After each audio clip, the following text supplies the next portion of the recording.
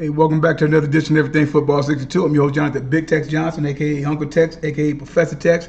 Before we get started, y'all smash the like button, subscribe to the page. Got any questions, concerns, go ahead and leave them down below. Let's keep it classy and whatnot. Remember, it's just a game, and we can have a little back and forth. Yeah, man, your boy didn't make any picks. Well, I made picks and whatnot, but I just didn't put them on. Your boy was under the weather last week and messed around, caught a cold and whatnot, and I was pretty much out for the count for like 3 days and whatnot, and I just didn't have it in me to really get it done. Like I said, I was down for the count. I don't get sick often and whatnot. It's once a year thing, sometime every other year with the cold, with this whole cold season and whatnot. So that popped me up pretty good there, and I wasn't able to make my picks. But sad to say, I was like really disappointed in my game with the Cow. Y'all know I'm a Cowboys fan, so I was extremely disappointed with that Green Bay and Dallas game. Green Bay, but if you guys really know, I had been saying, and it was about 2 or 3 weeks in a row, I think I had picked Green Bay in a row playing some games because I really liked the way, especially earlier in the season with Jordan Love. And that guy, the last, 10 games, this guy's been phenomenal. He's been phenomenal. And I've been texting my homeboy. We childhood partners, played ball together and whatnot, and talking about the whole issues with Dallas and everything like that or whatever. And, you know, Mike McCarthy still being all this other kind of stuff, but saying, I'm like, them guys ain't come to play. You had everything you wanted. You 12-5. You won the East. You at home. You haven't lost at home at all. Everything you wanted. Nobody's assuming Green Bay to do anything. Eke themselves into the playoffs and whatnot, and don't expect them to do anything. The boys came to play. They was ready to play. They was prepared. I think LaFleur had them ready to play. Them guys, Dallas, no, y'all supposed to lay down. Dallas is not no intimidating club like that where you just gonna lay down. That's not their MO. Not that team anyway. And them guys got it handed to them. They got it handed to them. And I knew when Dallas starts getting penalties, I know it's gonna be a long day. Sometimes they can dig themselves out of it, but oftentimes they can't dig themselves out of it. And they couldn't do it. CD he missed 2 passes that he would normally catch, penalties. When they got that sack and then it was holding, I was like, watch it. That would have ended the drive, possibly a field goal try or punt, or would have been. And I said, here we go. They didn't do anything on offense at all and whatnot. After halftime, I shut it down. After Dak threw a pick six, I said, we're done. We're done. They're not going to do anything. They're done. Dallas is used to playing in front and put the pressure on. And they had nothing for Jordan Love. Had nothing for him. Had nothing for Taylor. Had nothing for that young man. That young man's a Texas kid, so he shows out every time he plays that. When he is healthy, he's one of the better back squad is kept in the league. When he's healthy, his problem is staying healthy. When that kid is healthy, that kid can catch. He can block and he can run. He can do everything you ask him to do. So, you know, there it is and whatnot. Detroit and LA kind of figured that as much. Campbell got them guys playing over there. Jared Goff has always been a solid quarterback. I don't ever rank him up there that far, but I mean, he's always been a solid quarterback. Nice little running game, defense. I watched him, I remember last year, my man was watching him and whatnot in the, what's it called, HBO shit or whatever it's called, Hard Knocks or whatever. And and Campbell has built a culture over there. So we'll see how that translates later on. Tampa Bay and Philly, I thought Philly would wake up. No, Tampa Bay is kind of on a mission and Baker Mayfield trying to prove himself and whatnot. So that's another one and whatnot. Buffalo kind of figured as much. Although Pittsburgh was right in there, got through a damn interception on the 4-yard line. So when it could have been 21-24 at a particular time in the game. And then that last play that broke their backs, poor tackling, something you don't see from Pittsburgh Steelers team, but you see it this time here. So it's like they have issues over there at Pittsburgh. And I'm not going to say it's Tomlin. They need players. They got to a point with other players. And I don't think them guys is really respecting the regime over there. But something needs to happen over there. But, you know, that's how that went there. Kansas City, Miami kind of figured as much and whatnot, just with the weather and whatnot. It was one of them type of games and whatnot. And now Kansas City is going to be playing Buffalo. We're going to see what happens. We're going to see what happens because technically the way that's going down, the pressure's all on Buffalo. It's not on Kansas City because Kansas City, as far as Kansas City history since 2018, for the past 5 years, they put themselves up in this echelon of playing football and playing hell of a football and whatnot. And on the offense side of the ball, and it's a certain standard that they have that is not the standard that they're used to playing, but it's a standard that everybody would take. You know what I'm saying? So again, everything that they're doing and whatnot, and they're still winning ball games. So at the end of the day, it's like all of this is on the Bills. McDermott, I believe that's the coach name, and you got Josh Allen. They got to get it done. If they don't get it done, there's going to be there's a problem, bro. There's a problem. There will be a problem. If they don't get it done, it is a problem. And they got it in Orchard Park or whatever they call that place or whatever this, that, there's a problem. Both of them 11-6. So we're going to see what's going on. We're giving all this stuff. Josh Allen, his fake slides and all this other kind of stuff. He's playing ball. He's doing this. He's doing that and stuff like that or whatever. He's got to win. If he does not win this time, even though I still see they're going to decimate that team. But that team, if it doesn't get done, they're done. It's not happening no more. It's not happening no more. Then it's going to become a mental thing. Then it's going to become pointing fingers and shit like that, going back to the Bicker and Bill days and whatnot. But they have not gotten done. Even with them Bicker and Bills, they got their shit together and strung out 4 AFC Championship games that they won, and they went to the Super Bowls, and of course they lost them and stuff like that. But this is it. They can Josh Allen can shut it down once and for all. He's all the same quarterback, this is that and the other. Yeah, but man ain't won nothing though. He ain't won nothing yet. And he's a turnover machine when pressed. Gotta press him though. And of course, Houston and Cleveland. I thought Houston would win. I figured, Flacco kept them in the playoff hunt to where they basically was going to be at. Quarterback issues is their problem. Obviously. And whatnot, quarterback issues is their problem. So with that being their problem and whatnot, he was not going to be a solution. He put up some nice numbers and stuff like that because which film you got him, you don't really have anything on Flacco. He hasn't played in almost 2 years or so. Big arm and stuff like that. But when they get right down to it, they take a few things away. You're not left with much. You don't have much of a running game and whatnot. And your defense, although one of the better ones in the league and stuff like that, when they really needed to show up, they didn't show up and then let the young boy carve them up. Stroud, a lot of poise and whatnot and everything and all that. So it kind of went down the way I figured it would kind of go down anyway and stuff like that. So segueing that into today's and tomorrow's games and whatnot, I was going to just pick the 2, but I'm going to go ahead and pick all 4 of who I think is going to win. I got Baltimore winning. Lamar's on a mission.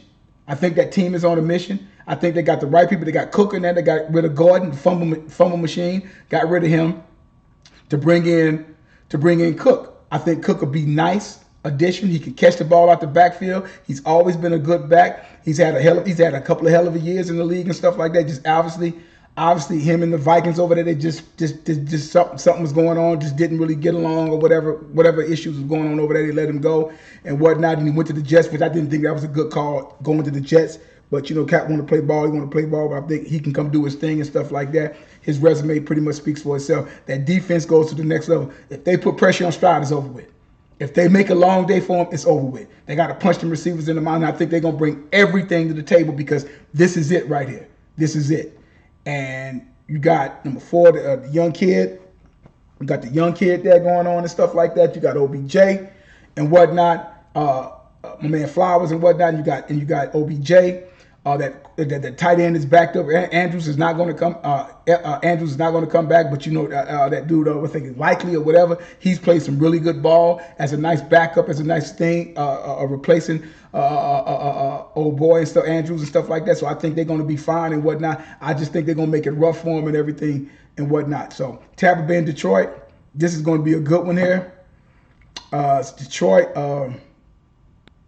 the tight one, but I'm gonna give it to Detroit. I'm going to go ahead and give it to Detroit. I think Detroit should go ahead and get that and handle that business and do whatever they need to do to go ahead and win and do what they need and do what they need to basically do what they need to do to go ahead and win and whatnot. So we'll see what happens with them guys and whatnot. Green Bay and San Francisco. Easy pick should be Green Bay, but I'm not Green Bay, but San Francisco. I don't think so. I think Green Bay is like, why not us? So I'm gonna take a wild card. It might be all. San Francisco should win. They've rested. They got some banged up players. I'm taking Green Bay as a shocker. Kansas City, Buffalo. I'm taking Kansas City, and I'm taking Kansas City because because Kansas City is literally winning with defense, something they've really never had before, and they've won. Now they got that, and now players are starting to be, okay, yeah, bad weather don't matter. They're playing Kansas City, same type of shit, so it's not a big deal. Not a big deal. So they should be able to do what they need to do. Buffalo's defense is not all that. They're banged up in the secondary. They're banged up all over the place. And they've been a one-man game with that of Josh Allen, giving them props and everything like that. But I'm like, the main thing that you got to do with Buffalo, you got to tackle. You have to and Kansas City has to put a hat on Josh Allen early. And don't worry about all the other bullshit and stuff like that, worrying about hurting quarterbacks. I say I'm like, Bart Scott said it best back some years ago when they beat the Patriots in a divisional game. And they were on Brady's goddamn ass. They was on his ass, and they beat him. They ended up going to the AFC Championship game. And they was on his ass. And he said, we made, what he said? He said, price of doing business. Sometimes you got to sit and knock a motherfucker out. Sometimes you got to throw it in there. It might get a flag, might get 15 yards, but that got them thinking. And that's what has to happen. Even with Green Bay, they got to do that to Josh Purdy. They got to do that to Purdy, but they have to definitely do that to Allen. You got to tackle him. They got to put a spy, and that's what my man number 32 should be there to spy on him at all times and make clean tackles. I've seen so many missed tackles with Pittsburgh on Josh Allen last week. It was ridiculous. And Pittsburgh has always been known for defense, but the last couple of years, they just haven't had it. They got and I know they missed T.J. Watt. Different game with T.J. Watt there. Really, really wanted to see him play. Unfortunately, I know it probably gets him at his core, but yeah, you got to tackle this guy. You got to put a hat on him and don't worry about what the league gonna do. The deal said, fuck it, we throw something in the kitty and we go ahead and pay the fine. Screw that. But somebody got to put a goddamn helmet in his fucking rib cage and tackle those damn receivers. Tackle those damn receivers when they get the ball and make them feel it. You have to get physical with them. That's the whole thing. And get him flustered. That's when he's a turnover machine. They talk about, he's a 40 touchdown. He's turned the ball over 20, 21 times in the regular season. He's turned the ball over. And he's been a turnover machine the last couple of years. But nobody talked about it. Kept talking about Dak, but don't talk about him. He turned the ball over 20, 21 times this past year. So it's like, this is what they have to do. So those are my picks right there and whatnot. And, and everything. So like I said, but this also with Kansas City. Kansas City wins this game. And if they win this game, this will be a feather in the hat of Mahomes. Simply because in whatever record, it doesn't matter. I'll win wherever we got to go. We'll win. He's about winning. He's about winning and doing whatever it takes to win. If I got to run, if I got to take a shot, if I got to do whatever. That is where people like that. This is why Cam said what he said. And you can't hate him for that. He said what he said. Game changes. He do whatever it takes. Not I'm going to just throw the ball about. If I got a fucking 15-yard, I'm going to go take it. I'm going to run it whenever if it's for. I'm not going to throw it in the dirt, have that particular mentality, live for another day. No, let's make this shit happen right now. And he's been like that since he started and whatnot. He's been like that since he started. So at the same time, it's like you can't take that away from him. And that's what has to happen. And that's what he's going to do anyway. And the receivers and Kelsey feeling and guys get the feeling, like I said, Bills are banged up, quiet as kept. So we'll see how this plays out. But you got to put a hat on these guys. Got to put a hat on them and whatnot. And all that to get over in these championship games and whatnot. And segueing over talking about championship games, let's talk about what's possibly getting ready to possibly happen now. You got Bill Belichick, who was released last week, or fired, or let loose, cut loose, whatever you want to call him. From the Pats after, 22, 23 years there with them. 6 Super Bowl championships. Say whatever you want to say about Belichick. A lot of these guys I see on the podcast and different things like that say dude was real cool. He's a football guy. He's a straight-up football guy. Look at his resume. He's a football guy. He's a historian. He's all of that type of stuff when it gets right down to it. And people have often said, well, he won without Brady, blah, blah, blah, blah, blah, blah, blah, all that bullshit there. Just saying, I was okay, whatever. Tampa Bay quietly built a nice club over there, and they just needed a quarterback, and he went over there and did what he needed to do. That's why Jameis Winston couldn't stay his ass there, because that was the whole thing, which if he was smart, he would have stayed his ass there. Took a pay cut, stayed there, and learned from the master. But, that's neither here nor there. And they end up winning the Super Bowl. They've ended up winning the South 20, let me see. 20? No. In 20. Yeah, in 2020. I think they won it in 2021, maybe 2022. They won it last year. Yeah, they've won the South about 3 years in a row, I believe, if I'm not mistaken. Let me go take a quick gander at this and whatnot. So they were already pretty much built pretty good for them for Brady to come in. Some of the same players there, and you cannot for the life of you can't take that away from them. So they were second. They placed second in 2020, but the last 3 years, 2021, 22, 23, they have won the South 3 years in a row. And they got bounced out last year and whatnot and everything, Brady's last year and all this other kind of stuff. But I'm like, this is what these guys have done and stuff. So it is something to say about that team being built up. And all they needed was a quarterback, and that ended up showing. And they're still building off of some of that team's success from that time, from 2020. And they're still going with some of the same players. Got the great Mike Evans over there and whatnot, and pretty decent defense over there. So, man, Devin White and a few other guys back there, number 31, the defensive back there. So they have stuff over there. But to say, oh, it's all about Brady, it's like, no, even though this Apple thing is supposed to be coming on, that it might be already on or came out, we're talking about, guys say, yeah, we work for Bill, but we play for Brady. That's fine. If you got a quarterback, you got a player that you would run through a wall with, that makes all the difference in the world. This man built a culture, and it was about football. All about football, because that's all he's all about. Because he's from that tree of Bill Parcells. Guys, it's about football, man. He built a culture. If you want to win, listen to what I say, and we'll win. And he did that. You look at this as a coach altogether, because what people don't want to talk about is those 2 Super Bowls and those great defenses, the great defenses that they had over that New York Giants. They forget about that. All they want to do is nitpick and talk about the shit that didn't happen with the Jets and the things that didn't go down right with the Browns. This man has won 8 Super Bowls, 6 as a head coach, 2 as a defensive coordinator. 3-time coach of the year. All-decade team, 2000, 2010, all that kind of stuff like that.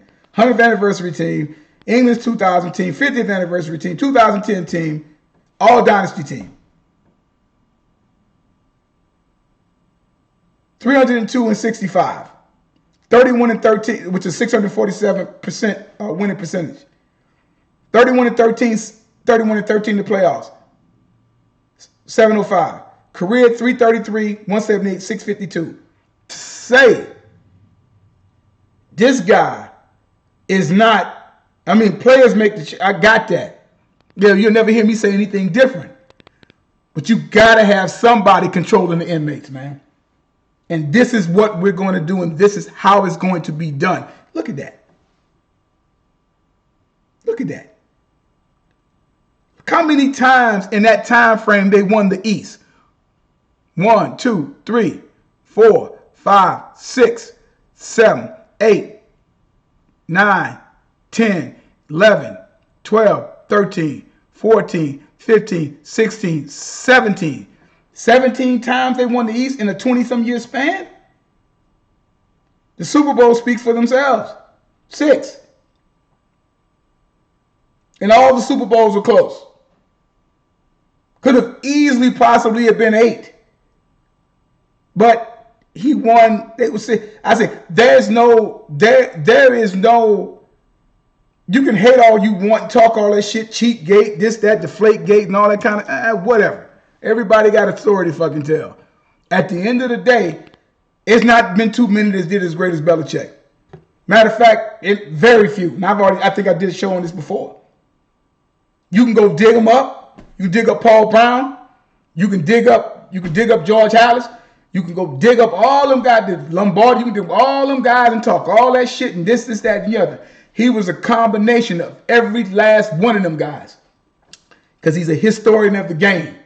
And it's all about football or nothing. Once it's over with, then I think he'll take everything in. It's about football. And now he's possibly going to Atlanta because he wants to go to a small market. And they got players over there. And the quarterback better come with his game face on because he's not playing. And he better be his daddy. That's what made Belichick and Brady so great. They are both driven cats. to be the best because he was trying to get them under from up under Parcells. Under Parcells' thumb, under his shadow, and become the type of coach that he wanted to become. Brady had this self to prove of being an irrelevant draft pick, and they met in this perfect storm. I don't understand when people see that when they try to sit up there and make it like one without the other, stuff like that. Brady's not winning 6 without him. Brady looked up and got to a team that Bruce Arians had pretty much handpicked and everything like that, and had everything. He's a quarterback with, and he gets his team to play ball. He did what he was supposed to do, and that team is still intact. You follow? So what Belichick did, and his record speaks for itself. He is one of the greatest coaches that ever did it, and if you get right down to it, he's a top dog, man. Top dog, whether you like it or not. Top dog. That guy right there, the Darth Vader, whatever they call him, the hoodie or whatever, this, that, and the other, he's that guy. And, you watch seeing greatness and stuff like that, and he coached guys who wouldn't even make it on some other teams, and they won. And they won. And they won. And they won consistently for a 20-year span. You getting over here. Landry, he did everything those guys did. And he did it for a longer period of time at a high rate. Just these last couple of years, just haven't had it because it's like they don't have no players there. Even when they went 12-4 that year in 2020, Brady's last year, they got those wins just because of reputation. When it came down to playing, lining up, they didn't have it. They didn't have the receivers, they didn't have the players, they didn't have the defense, they didn't have a lot of guys. A lot of them guys was gone. Okay? So, much respect to this guy here. He never got to coach again. Hall of Famer, first ballot, the whole 9 yards. And if Atlanta gets him, Jokers better watch out. People keep saying, guys like Sapp, come on, my way, highway, something to me, because them guys didn't like probably the way he coached or whatever like that. But all the guys I had to play for him and stuff like that, he was just no nonsense. You come in to play ball, you come in to play ball. Period in the story. All right? You guys enjoy the games. I got to go make a stick run and whatnot, getting ready to do these burgers, make a stick run so I can get ready for the 4:30 game and stuff. That's the Lamar Fool. And you guys have a good one. And we probably might come back tomorrow, whatever, and chop it up a little bit. But yeah, man, you guys got any suggestions, anything like that, let me know. Like I tell you guys all the time, there is no GOAT, there's no greatest of all time as long as time is still going on. And like I tell you guys all the time, numbers don't lie. There is no GOAT, no greatest of all time. And like I tell you guys all the time, there is no GOAT, no greatest of all time as long as time is still going on. And numbers don't lie and get emotional. People do. You guys have a good one. Peace.